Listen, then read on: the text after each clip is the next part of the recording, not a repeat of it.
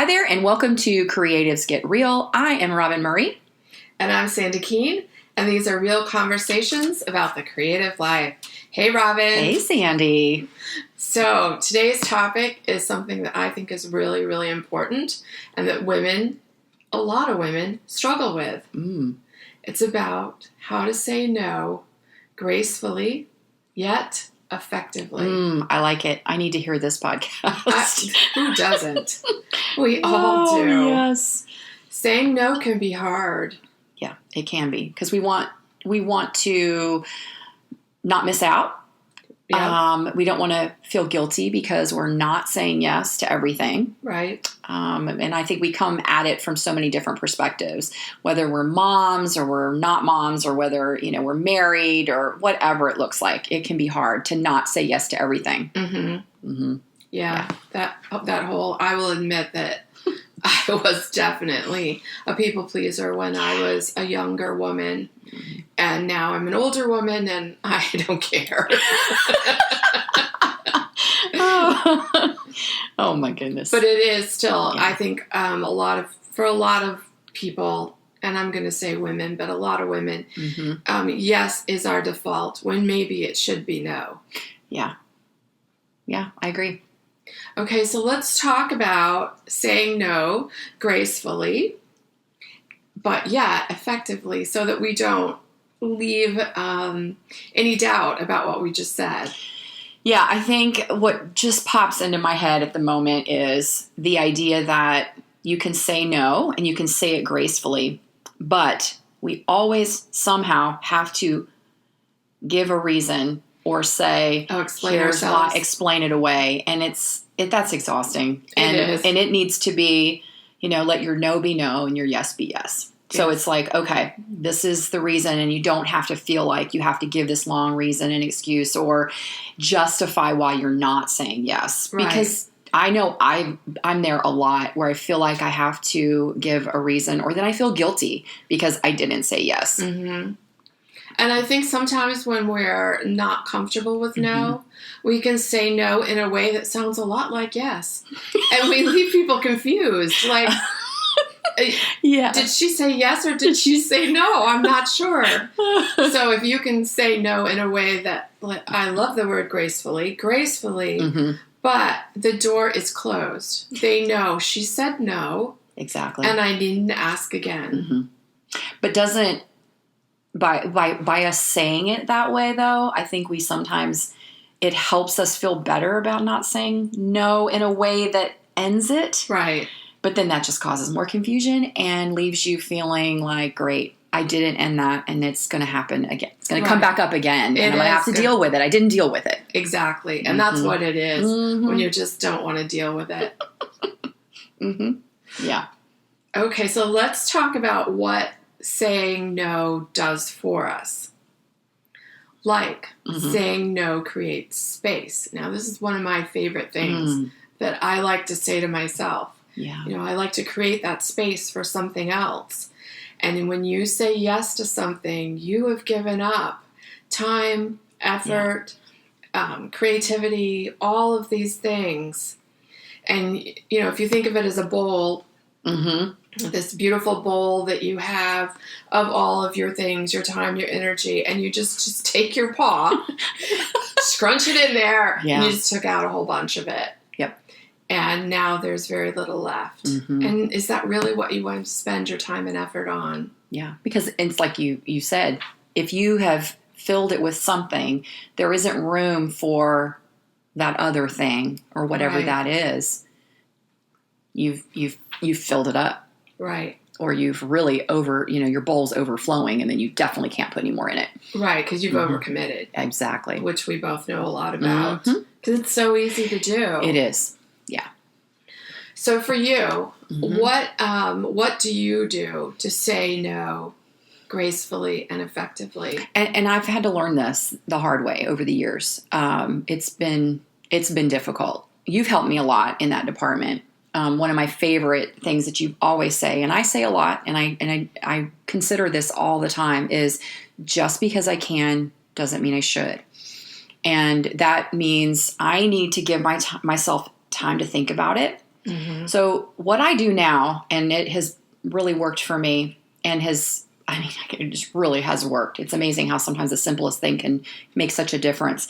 Is if I'm asked whether, let's say, we'll use as an example, someone contacts me and says, hey, I'm doing this year-long workshop and looking for artists and would love to have you be a part of it. Would you consider it or whatever? I generally will always, one, let them know that I'll think about it. Mm-hmm. And that way I give myself some time to reflect on all the pros and cons and decide. Even if I really am going to say no, I want to think about it because I feel like I want to give myself the opportunity to make sure that it isn't a good opportunity for me to do it, or give them the respect of saying I'll consider it. Right. And then what I like to do is say, if I said yes right now, how would I feel? Knowing what is going to be on me, what the deadlines are, when it's coming up. And so often those opportunities come with a very short deadline window. Mm-hmm. We'd love to have you on board and we need XYZ and, ABC in 2 weeks. And you're just like, what? So you kind of already have a feeling that But how do I feel in that moment? Do I feel like a weight has now been on me? Do I feel anxious? Do I feel sick to my stomach, which I have felt before, going, why did I just commit to that and say yes to that? Mm-hmm. So I think I like to do those two things, is say I will think about it, because in that way you've got plenty of time. It's easy in the moment to say yes to something because you might feel pressure, or especially if it's face-to-face, that's even harder. Right. But that's what I like to do, and that has helped me a lot. That is such good advice. I think that the 24-hour rule is so important in two areas that I try to always apply the 24-hour rule. Is one, when you're trying to answer someone who has just decimated you by email. Good point. Never, ever answer that email immediately, because your first response is to decimate them back. Defend yourself. Absolutely. Yeah. So that's not the way to do it. So 24 hours. Mm-hmm. And also when an opportunity comes up from, like, if you ask me to do something, or if a friend asks me to do something, I can make that decision easily, and I don't need 24 hours. Right. But if it's a stranger or a company or an opportunity, I really think 24 hours is a good rule always. Well, and that way you can look at your schedule. You can consider all of the commitments that you already have. Right. Not just your business or your art commitments, but your personal commitments. Yeah. I think it's easy sometimes to put those on the side and go, oh, this is too good to pass up. But it's like you got to consider what you're sacrificing and what you're giving up at the same time from all aspects. And it's easier to do that when you can look over everything, your whole schedule, and consider. And we've talked about this. It always takes you longer to do things than you think it's going to take. Oh, yeah, absolutely. So if you think I can whip this out in a week, you better add in, 3 more weeks or whatever. Right. Really consider that, because it might seem like it's not that big of a deal, but you need to consider that it could take you a lot longer to do it. Right. Especially, if you have to order supplies. That's right. Or product, or you're having to deal with someone else's time frame. Getting back and forth with people. That's right. Everything takes longer than you think. Yes. Yeah, so I kind of double everything. Yeah. And it may not be enough. Yeah. But at least it's a start. Mm-hmm. I think it's a week, so I'm going to think of this as a 2-week thing. Exactly. Mm-hmm. At least it gets you kind of there. Mm-hmm. And we've talked about, honoring your time and your interests. And giving those the same weight or a higher weight than this new thing that came in. And I think I've heard this, and I don't know where it came from, and maybe a lot of people have heard this, but when you say yes to something, that it goes to the bottom of your list, not the top. Because I am a top kind of girl.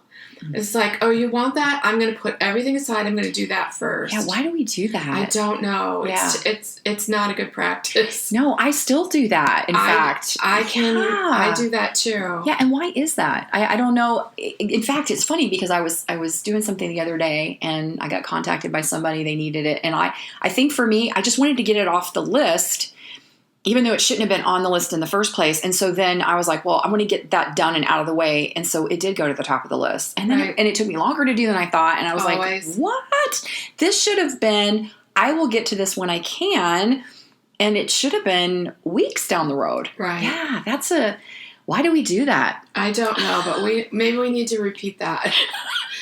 Go ahead. Something new goes to the bottom of your list, not the top. Yeah. Yeah, that's one I struggle with. Yeah, that's good to advice. This day. Yeah. Wonder why we do that. Well, I think I'm like you. I want to just get it out of the way. Yeah. Yeah. And a lot of times it's because I also know I shouldn't have done it. Well, and I think too, and we've talked about this, for me, it's almost like if it's a distraction that I can easily just kind of put in there and do that distracts me from maybe the other things that maybe I shouldn't have said yes to, or are causing me some stress or are difficult, then it's easier for me to take on that other thing and say yes to that because it can distract me from some of the other things I'm doing. That's a really good point. Yeah. Yeah. Okay. I'm going to cop to that one too.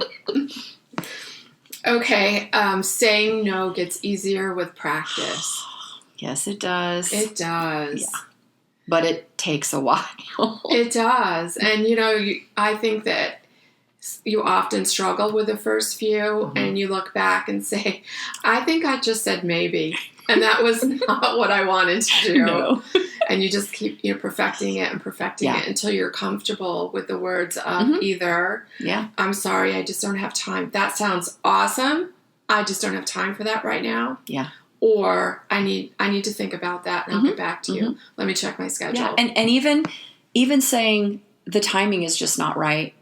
That's even a little bit more, to saying I just don't have time. We're all busy. Everybody has the same amount of hours in the day, and we all are committed. We all have things on our plates. But even saying that, the timing is just not right. And I've had to do that. Just say, it's just the timing. It's just not, maybe even, to me that sounds a little softer, maybe a little more gentle than I don't have time. Because then I feel like, well, I could make time. No, I need to say no to this, and even saying it's just the timing, there's just, and it does get easier. It really does. Right. And then you feel better because you're like, wow, I know I'd be stressed out right now if I had said yes to that. And then you just don't even think about it anymore. You said what you said and you're moving forward. Right. Yeah. And it feels better. It does. It feels so good. It's so easy to just sit there and stew. What did I do? Why did I do that? Right. That's why that 24-hour rule and considering all of that really makes a difference. It does. Okay, let's talk about saying yes and how saying yes always has a price. Are you willing to pay it? Yeah. I think that's something you really have to consider when you're making a decision, whether you're saying yes or no. Like, really, how much time, how much effort, what are you giving up to say that yes? Well, and I think that's why it's important to give yourself that time where you can look at all of it. So let's say, for instance, you've been presented with an opportunity to get exposure for this project that you're going to participate in, whether it's one of these year-long classes or it's just a free thing where you're doing a tutorial and then you're going to be featured. Right. Is that something that you should consider doing? First of all, you have to look at your overall goals and objectives. Are you in a place right now where if you do that and you're not getting paid, there's revenue not coming in, it's going to take away from the time that you need to be working on another project where you can be? I think considering all of those things for you in that moment is what you need to do.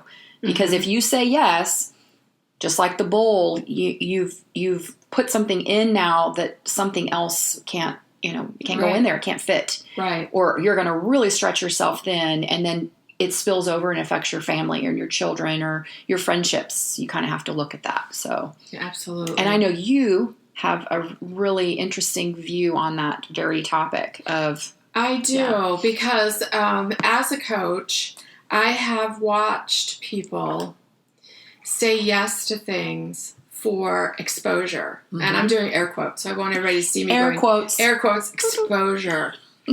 I think that you have to think long and hard.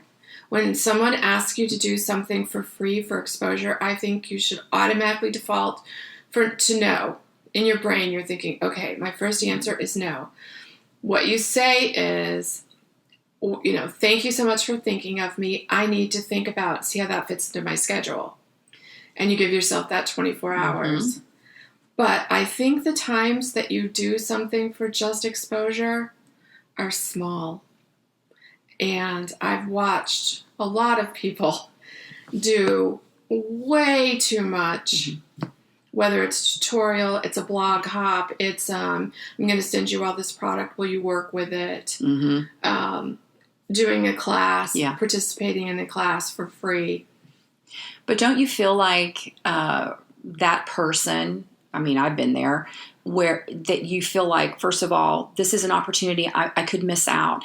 And I want to show myself in the best light in getting that exposure. So I'm going to go overboard. I'm going to really do so much more than really what I need to be doing. Yes. That's in our minds. Absolutely. I mean, I know that those of y'all that are listening who've had those opportunities come, or if, you're thinking about that, I still am not 100% sure how I feel about it, because when that opportunity comes, I'm like, do I say yes? This could be an opportunity for me to get some more exposure, maybe to an audience that I've never been in front of or whatever. Right. And I really have to stop and think about it. You have to weigh it. And, as a coach, my first question to someone is always, what do you want to do?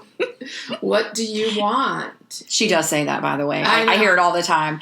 What do you want? And then there's times, guys, the honest truth, I say, I don't know. I don't know what I want. But that's okay, because you can talk through it and you do know at the end what you want. Yeah. And you have to, so let's say that this opportunity comes, that Roben-Marie Smith contacts Sandi Keene and says, hey, I have this thing that I'm doing, and I'd like you to be a part of it, but it's for free. And I'm thinking, Roben-Marie, oh my gosh, that's so exciting. She's a big artist. She has a big audience. She has all of these things that I want. So do I do it? Well, I have to think about, what could I do with that time to build my business in a different way, right? Where I get all the benefit. Because when I do something for you, we share the benefit. You get benefit and I get benefit. Right. If I do something on my own, I don't share the benefit. It's all coming to me. So I think you have to weigh that, and where are we? So I think there are times that you absolutely should say yes, but I think you should default to no. And think long and hard about it, and talk to someone. I think that's really good advice. To go to a friend. If you have a coach, talk to them. Yeah. If you have a mentor, talk to them. Hey, I have this opportunity. Will you talk through it with me? And then you usually pretty quickly determine what your answer should be. Yeah, good point. So I default to no on those opportunities. And what do you think? Well, I used to be the one that said yes all the time, because I didn't want to miss out on this opportunity to, like I said, reach a new audience or get my name out there to more people. Now I go with my standby of, I will think about it. And generally I'll have a pretty good idea if it's something I think will fit into my schedule. But I've gotten really good now about saying, this is how I want my year to look. I am not going to take on any XYZ in this year. And I've been really good about sticking to my guns. And it's not easy, because an opportunity comes up and I'm like, oh, wow. But I still think about it and consider, but I never say yes right out of the gate. And I also like to look at these opportunities, especially if it's one that's not paid. If there isn't, and I guess that's kind of what we're talking about, because it's a free thing. Right. There are those where you can earn money based on an affiliate. So maybe that class gives you a unique link, and then you use that link, and then you can promote. And I think if you can be savvy with your marketing, and you have a list, and there's things that you have put in place, you could make some money, right? But if it's not, I try to look at the opportunity in ways that, how can I maximize this from my end to get the most out of it, even if I'm not getting paid? Right. And if I see that there is a possibility that I can do that, then I will seriously consider it if I can work it into my schedule. But, we're talking to a diverse audience here, Sandi. We've got listeners here who are just starting out. We've got others who have been creating and working in the industry for years. And so everybody's coming at this from a different perspective. Right. How do you respond to someone who says, "But Sandi, I'm really new. I'm just starting out and no one really knows who I am." Right. How do I handle this opportunity? I think that you talk it through with someone and you figure out, first of all, are you ready for the opportunity?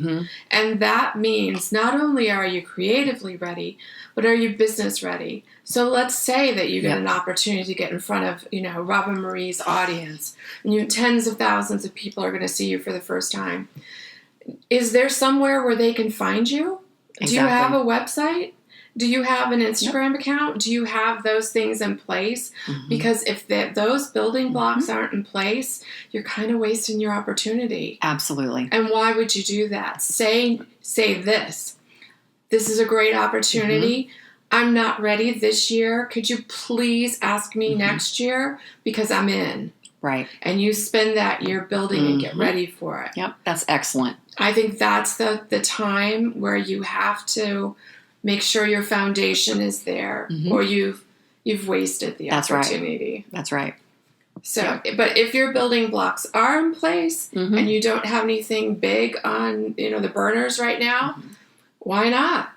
Right. Make sure that it benefits you. Yeah. Maybe you have a product or a class that you can market during this and mention it. Right. Sure. Yeah, and a little bit of advice too. If this is something that you're still unsure of, maybe you're not as familiar with whatever this is. If there's somebody else, like let's say for instance they've done it the year before, and someone who is a part of it, reach out and ask. Yeah. Say, hey, you know what? I've been invited.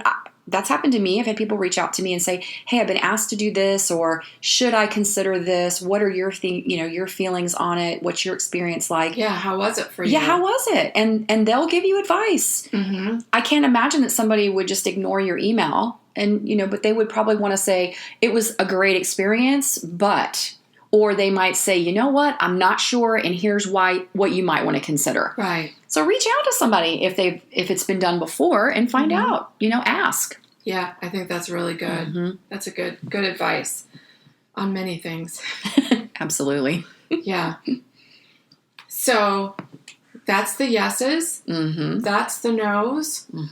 And I think as business people and women artists, we just keep practicing and perfecting that decision making and that graceful yet effective yes or no. Yeah. And I'm pretty sure I mentioned it when we were talking about it, is to not feel like you have to give excuses and justify your answer. And we've talked about that. I've been in this situation. You're just like, look, you don't have to give a reason. That is not something you have to do. And so I think that's part of that being graceful, is just, being sincere and honest about it and just saying, thank you so much for thinking of me and the opportunity. You can be super kind and gracious in that and just let them know, but the timing is just not right. However, I do want to preface that, or I do want to say this. Be careful too in how you respond, because that person might reach out to you again. And if it really was something that you don't want to do at all, you might need to respond a little differently the next time. Right. But that's okay too. But be very sincere, wish them luck, let them know that, you hope that everything goes well. So you can absolutely do this in a kind and gentle and gracious way, but not have to make excuses on why you're saying no. Exactly. I agree. Yeah. Good talk. Yeah, that's an important issue. I think it's one that we all struggle with. It is. And I do want to state this again. These are Sandi's words to me many times over the years. Just because you can doesn't mean you should. I mean, there's lots of things I think that we could do and do well, but is it really the right time? Right. I mean, think about this. It was 2017 where I was like, I want to do a podcast. Okay, that wasn't the right time. And it was like, but I can do it. I could do it. Yeah. No. It needs to be on the table, and it needs to wait until the timing is right. So there are definitely things that you could absolutely excel at and just do a jam up job, but you need to make sure that it's the right thing for you at the right time. Exactly. Yeah. That's the perfect note to end on. Mm-hmm. Just because you can doesn't mean you should. I like that. I'm going to write it down. Tape it on your mirror, folks. All right. Thanks for listening. Thanks, guys. Take care. We hope you've enjoyed this episode of Creatives Get Real. We sure appreciate all your support. And you can find me at sandikeene.com and my teaching site, popupartclasses.com. And you can find me at robenmarie.com and my classes at robenmariestudio.com.